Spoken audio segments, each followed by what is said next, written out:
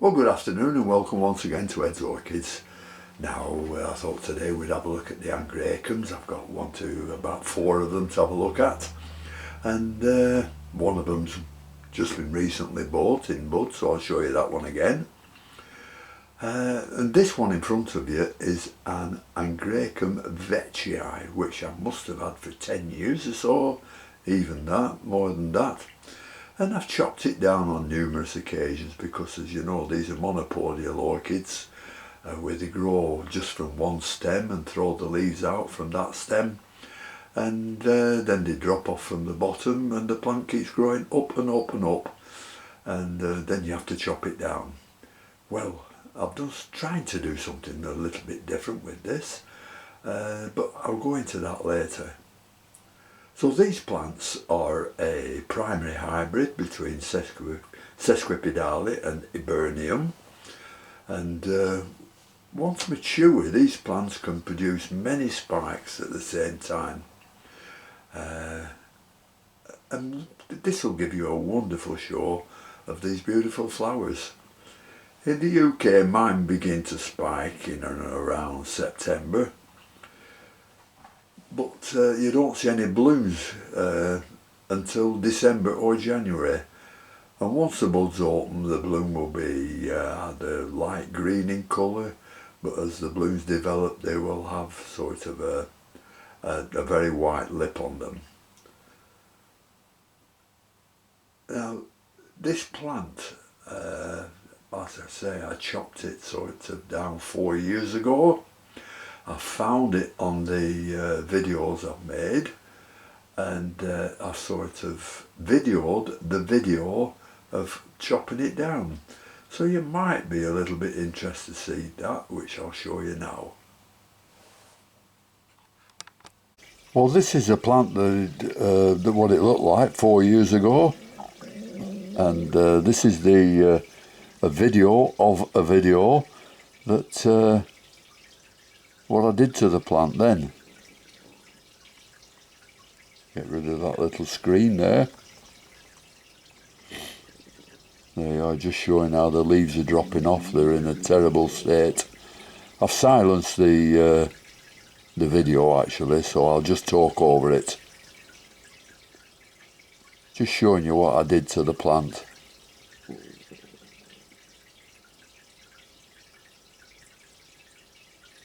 Just looking at the bad leaves now, and the actual stem of the plant, the monopodial part of the plant that needs chopping down.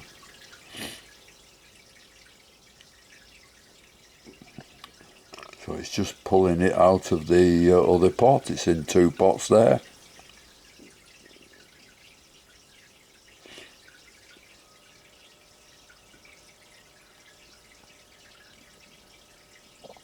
So I think we'll just get back to how I chopped this down now. I think it's coming along very shortly. Yeah, it's just showing you where I'm going to chop it. And then we'll get the saw out.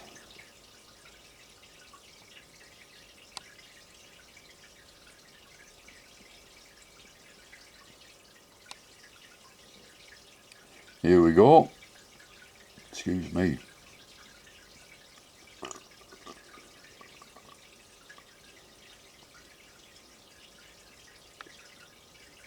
Dun, dun, dun, dun. Dragnet.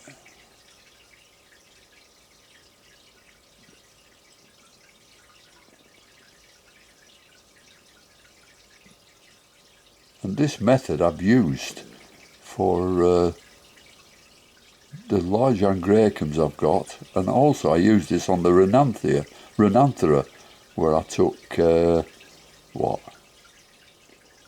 about 14 inches off the Renanthera, something similar to this one.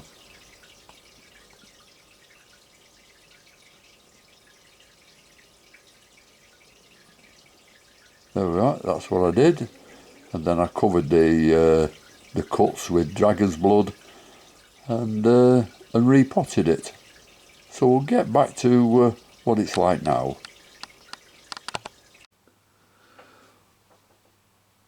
Well, I hope that turned out alright and you saw it well and saw how much I chopped off and sawed it, but it's doing fine. It's growing very, very nicely now. Looks more like getting up to a mature plant. I think it might be a couple of years off now before it blooms, but you must admit that it's looking much better. And in cultivation it will probably grow to around 3 feet tall, but it can be made into a size quite a bit smaller, etc. Which, you know, the chopping down process which I've just shown you on the last plant, but it halts the growth for a year or two. But I chopped this one down about 2 years ago, the same way as I chopped the other one down. But as you can see there at the top right hand side, it's spiking. I've shown you that it's spiked just when it was starting, but now it's growing much bigger now. But as I said before, we'll not see any blooms on this till around February.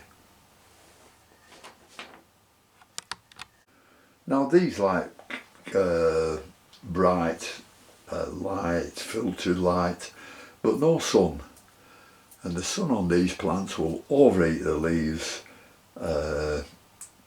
and leave sort of horrible burn marks on the leaves, which you'll never get rid of until the plant grows tall and the leaves drop off at the bottom. So that's what you got to look out for. Don't put any sun on these at all. As like all Angraecums, especially the big mature ones, they like plenty of water around the roots, but they're like a medium which will pass the water through very, very quickly because they don't like the roots to get soggy, but they do like plenty of water. Now this one is planted in mainly coconut husk and large bark, and it seems to be doing very, very well.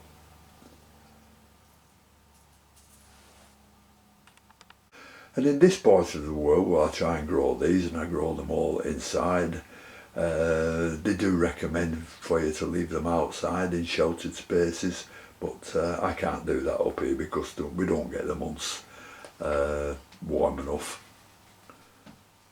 I do, however, keep it in the greenhouse in summer months where it gets quite warm, but it's fine in there, but I can't put it outside.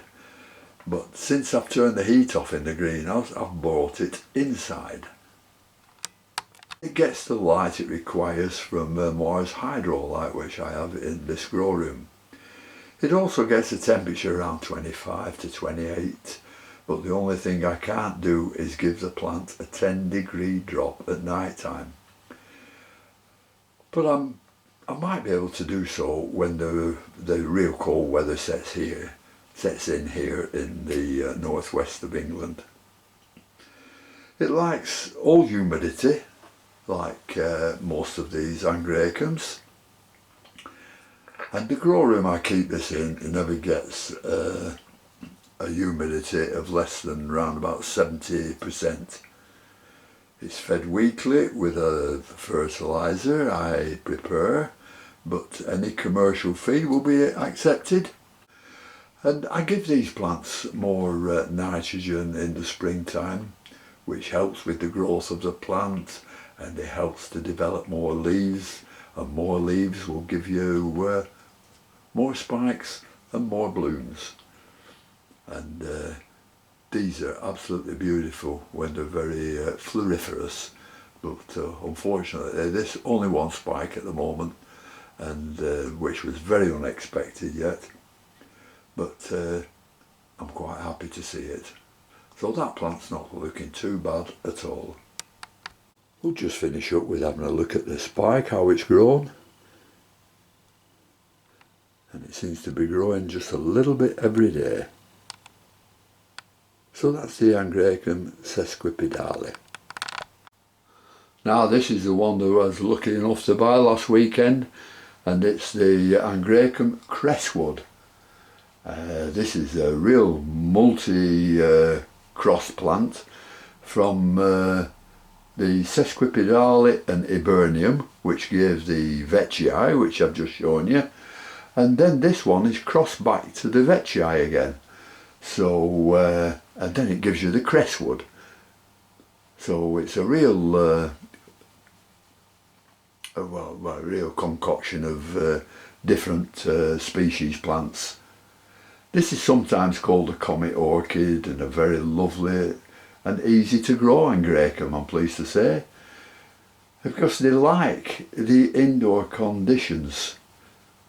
They're intermediate growers, from intermediate to warm to hot and things like that, but they do like the indoor growing areas, and they like to be grown in a large bark with a bit of perlite, or if you don't have the large perlite, put some polystyrene in. It looks just as good.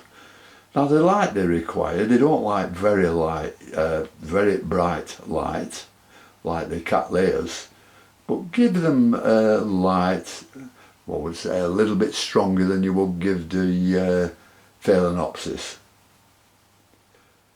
And although in the wild these are either, like the other Angraecums, lithophytes or epiphytes, as I said before, they do like to be planted in bark and in a pot to keep them in good condition indoors. This, like all the other Angraecums, requires plenty of water and feed as well. You know, so I'll feed these very heavily every week, and in between the weeks to keep everything nice and moist, and the compost nice and moist, I'll flush them sort of 2 days after every heavy feeding. And this also gets rid of the any excess for when you feed them the day after, a couple of days after that. A good idea is to put a little, when you're flushing them, a good idea is to put a little bit of Epsom salts in, which helps to bind the unused fertiliser together, and runs them through the pot. And as you can see, the monopodial growth is starting here. The leaves, it looks like it's flowered from these before. So this is quite an old plant, and I suppose when it gets up to about here, they'll get chopped off again, and they will start again growing it. But this has flowered many times. You can see, what is it? 1, 2, 3, 4, 5. Well, this is the 6th growth since it was cut down, and there's another leaf coming up there. So this is going to be a beautiful bloomer next year, and it's going to have more than one spike on, I think. And the last one I'll show you is this little Angraecum didieri, and I used to have this potted, and it did very well. It flowered a couple of times for me, but when they're potted up, it seems to trap the blooms, and you don't get the extension of the spur on the bottom of the bloom. It gets trapped in the closeness of the potting. But this one, since I've put it in on this bark, you can see how the roots are growing, absolutely beautiful. And this doesn't have any particular time to flower. It's flowered for me twice last year, so I'm hoping it won't be long before it flowers again. Growing very well. I'll let it dry out, and then I give it a good heavy watering, and it's ready for a watering now. So that's Angraecum didieri, a lovely plant to have, and one that every grower should have, really. Well, that's about all I can tell you about the Angraecums, and if you've got some of these, I hope they do well for you. You know, once again, I do apologise for my voice. It's this pouch I've got at the bottom of the throat that's near the larynx that's making my voice sound a little bit funny occasionally. So thanks very much for watching. Hope it hasn't been too boring for you. And until next time, I'll see you later. Bye.